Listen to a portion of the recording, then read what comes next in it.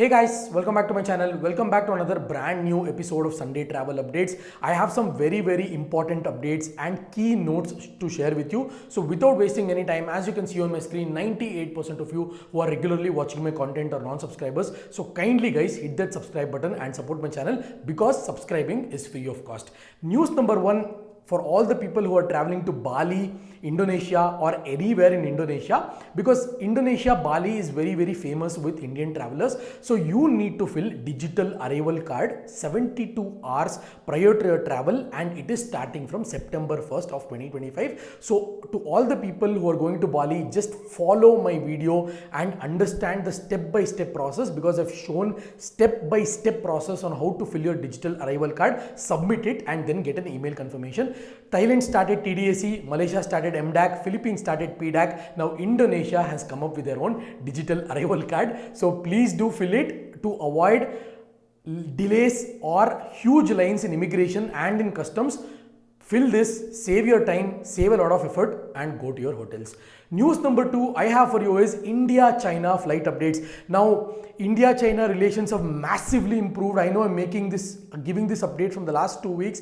India-China flights will resume as soon as possible. There was 2 attempts made to start in January and in July, but now they're very serious and India-China flights will resume. And also, Indian government is issuing e-visas to Chinese citizens already. So this is a great news guys, and this is the best time in the last 6 years to visit China. You know, China relations has been a bit up and down with India. Now it's all come together. It's going to be good. If you want to visit China, this is the best time. Great Wall of China has always been in my bucket list since childhood. Finally, you know, I can go ahead and plan, because direct flights is a huge advantage. Maybe it's from Mumbai and Delhi, it's a disadvantage for people like me from Bangalore, but still Mumbai, Delhi is not too far away. We can board the flight to Delhi and we can take a flight to China. So this is a huge move by the government, and kudos to Indian government. As usual, this is a very positive news for all the travelers. News number 3, big news. Japan's expo is going on currently, like how Dubai expo was in 2021. Japan expo is on the way, and more than 2 million visitors attended Saudi Arabia's pavilion. Now Saudi's pavilion has taken a huge success in Japan's expo, and if you are looking to go to Japan or visit Japan expo, you can get a 5 to 10% discount on your tickets. T&C applied. Check the links in the description below. This will save a lot of time and money and effort for you to go and actually take expo tickets. Rather, you can book it online with more discount and save a lot of money guys. So please do check this, and expo is something that you have to visit at least once in your lifetime. Dubai expo, I went only for 1 day, but at least I had to visit for 2 or 3 days. It is a great thing guys. Expo is a really fantastic thing. So if you're going to Japan, kindly visit expo, which is happening in Osaka currently. News number 4, very bright news for Vietnam. Vietnam's tourism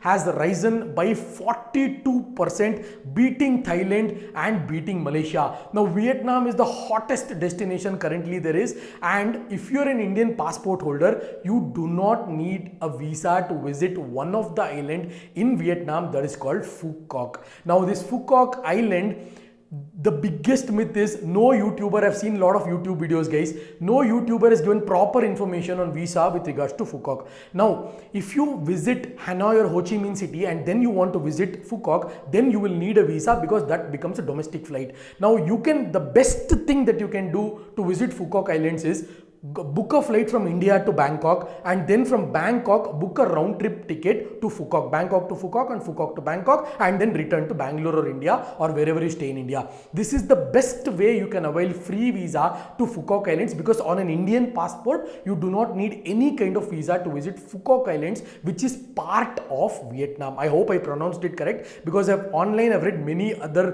pronunciations for this Phu Quoc Island, and when I pronounced Laos as Laos and not as Laos, there was a lot of criticism in the comments. So please guys, ignore my communication in terms of pronouncing country names. It's different for different people. There is no real actual pronunciation. Now US people or UK people pronounce it differently, local Laos people itself pronounce it differently, and Indians pronounce it differently. There's no one mode of pronunciation.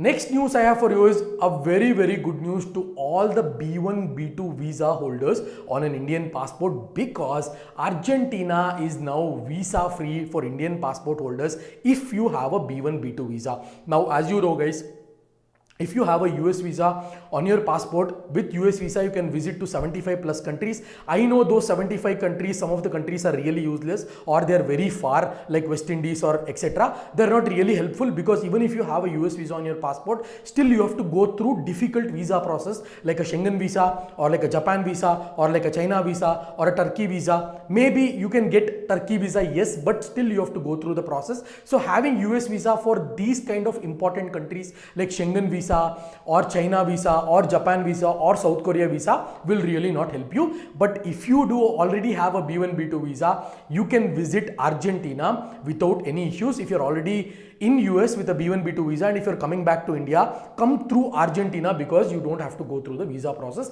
And again, kudos to whoever has initiated this. This is an other addition to Indian passport for the people having B1, B2 visas.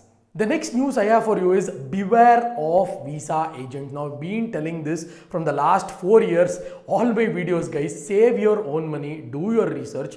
I understand for few countries like Singapore, Dubai or even China, you need a help of a visa agent. You cannot do it on yourself. But for all other countries like a Schengen visa or even a US visa or any kind of visa like Japan visa, China visa, Turkey visa, Egypt visa, whatever countries are available through VFS, you can apply on your own. You do not need any kinds of visa agents help. Recently, a few people were lured into jobs in Serbia and they lost 70 lakh rupees, and the racket of fake visa scams was busted in Delhi. So please be cautious when you're approaching any visa agent, when you're giving them your personal details or when you're giving them your passport. Unnecessarily they will ask your PAN card, your Aadhaar card. Guys, this is clear scam. Now again, I've been telling this for Singapore visa, they should not be asking you any kind of Aadhaar card or PAN card. If they ask you, then you're getting scammed, because they only need your bank statements and your Indian passport. That's it. If you're providing them Aadhaar card, PAN card and all the details, then you're getting into a scam. And tomorrow if they call you and ask you to click on a link,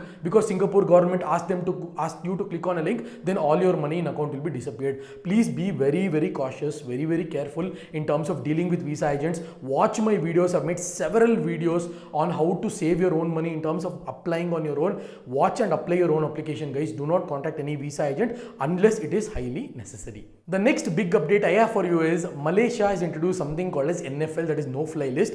If you do not meet the immigration requirements, if you do not comply with the immigration rules, or if you do not qualify for the immigration in Malaysia, they might add you to NFL, that is called no-fly list. So whenever you can to Malaysia, ensure you have sufficient funds, ensure you have a return ticket or onward ticket, ensure you have fully booked hotels and comply with the immigration rules. Fill your Malaysia digital arrival card and then comply and cooperate with the immigration, because once they add you to NFL, that is called no-fly list, you will not be even able to board your flight in Bangalore or anywhere in India when you're traveling to Malaysia. So please beware guys, and please be cautious. I hope this Sunday travel updates were very helpful. If you have any questions, if you have any doubts, feel free to comment in the comment section or follow me and then ping me on Instagram for instant response. I hope this video was very helpful. I'll catch you guys in my next video.